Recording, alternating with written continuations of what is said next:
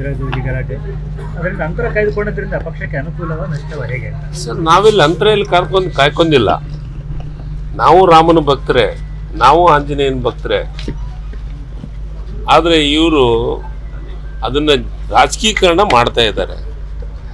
ಎಲ್ಲರಿಗೂ ನಾವೆಲ್ಲರೂ ಭಕ್ತರು, ಇಲ್ಲೆಲ್ಲರೂ ಇದ್ದಾರೆ, ನಾವೆಲ್ಲ ರಾಮನ ಭಕ್ತರೇ ಇದ್ದೀವಿ, ಆಂಜನೇಯನ ಭಕ್ತರೇ ಇದ್ದೀವಿ. ಆದರೆ BJPಯವರು ಧರ್ಮ ಇದ್ರೆ ಮಾತ್ರ ಅವರಿಗೆ ರಾಜಕಾರಣ ನಡೀತೈತಿ. ಅವರಿಗೆ ಅಭಿವೃದ್ಧಿ ಬೇಕಾಗಿಲ್ಲ, ಬಡವರ ಬಗ್ಗೆ ಚಿಂತನೆಗಳು ಬೇಕಾಗಿಲ್ಲ. ಧರ್ಮ ಒಂದಿದ್ರೆ ಸಾಕು ಅವ್ರಿಗೆ. ನಾನು ಇವತ್ತಿಗೆ ಕೇಳ್ತೀನಿ BJP ಮಿತ್ರರಿಗೆ, 10 ವರ್ಷ ಈ ಸರ್ಕಾರ ಬಡವರಿಗೆ ಮನೆಗಳನ್ನು ಕೊಟ್ಟಿದ್ದೀರಿ ಹೇಳಿ? ಯಾವ ರಾಜ್ಯದೊಳಗೆ ಎಷ್ಟು ಮನೆ ಕಟ್ಟಿದ್ದೀರಿ? ಕರ್ನಾಟಕ ರಾಜ್ಯದಾಗ ಎಷ್ಟು ಮನೆ ಕೊಟ್ಟು? ಹಿಂದಿನ ಗೌರ್ಮೆಂಟ್ ಅವ್ರದ್ದೇ ಇತ್ತಲ್ಲ, ಎಷ್ಟು ಮನೆ ಬಂದಿದೆ ಗ್ರಾಮ ಪಂಚಾಯತಿಗೆ ಅಂತೇಳಿ? ಅಂಥವೆಲ್ಲ ಹೇಳಂಗಿಲ್ಲ. ರಾಮನ ಬಗ್ಗೆ ನಾವು ರಾಮನ ಭಕ್ತರೇ. ನಾವು ನಮಸ್ಕಾರ ಬೆಳಗ್ಗೆ ಎದ್ದುಗಳನ್ನೇ ಪ್ರತಿ ನಮ್ಮ ಮನೆಗೆ ಎಲ್ಲರ ಮನೆಯಲ್ಲಿ ದೇವರ ಮನೆ ಇದೆ, ಅಲ್ಲಿ ನಮಸ್ಕಾರ ಮಾಡ್ತೀವಿ. ಭಗವಂತ ನಮಗೆ ಒಳ್ಳೇದು ಮಾಡು ಅಂತ ಕೇಳ್ಕೊಂಡೆ ಹೊರಗೆ ಬರ್ತೀವಿ.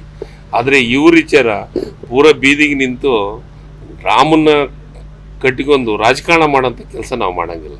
ಇಂದಿರಾಜಿ ಗಲಾಟೆ ಅದರಿಂದ ಅಂತರ ಕಾಯ್ದುಕೊಳ್ಳೋದ್ರಿಂದ ಪಕ್ಷಕ್ಕೆ ಅನುಕೂಲವ ನಷ್ಟವ ಹೇಗೆ ಸರ್? ನಾವಿಲ್ಲಿ ಅಂತರ ಇಲ್ಲಿ ಕಾಯ್ಕೊಂಡಿಲ್ಲ.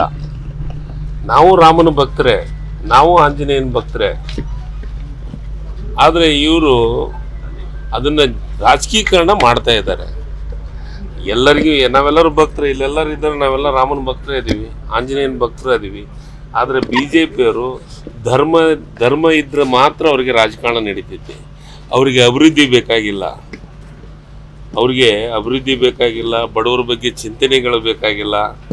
ಧರ್ಮ ಒಂದಿದ್ರೆ ಸಾಕು ಅವ್ರಿಗೆ.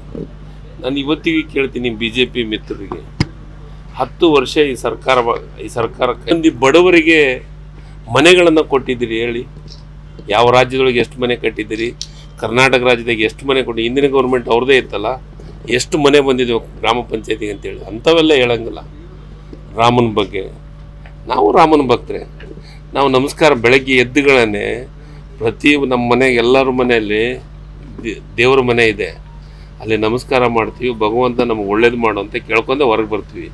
ಆದರೆ ಇವ್ರ ವಿಚಾರ ಪೂರ ಬೀದಿಗೆ ನಿಂತು ರಾಮನ ಕಟ್ಟಿಕೊಂಡು ರಾಜಕಾರಣ ಮಾಡೋಂಥ ಕೆಲಸ ನಾವು ಮಾಡಂಗಿಲ್ಲ.